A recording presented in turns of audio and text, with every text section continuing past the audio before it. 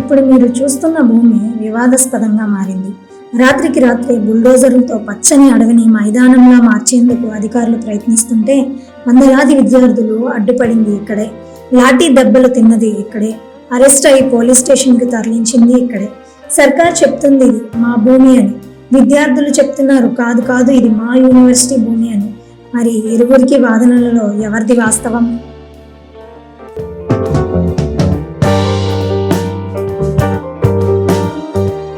ఇక్కడ Hyderabad central university సమీపంలో కంచ గ్రామం గచ్చిబౌలిలో 400 ఎకరాల విశాలమైన భూమి ఉంది.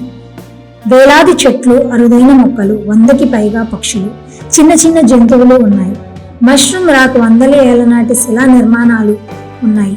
ఇప్పుడు ఈ భూమి వేలం వేసేందుకు తెలంగాణ సర్కార్ సిద్ధమైంది. ఈ భూమిలో అనేక వ్యాపార కార్యకలాపాలు నిర్వహించాలి అని, తద్వారా ఎంతో మందికి ఉపాధి అవకాశం కల్పించవచ్చు అని సర్కార్ భావిస్తుంది.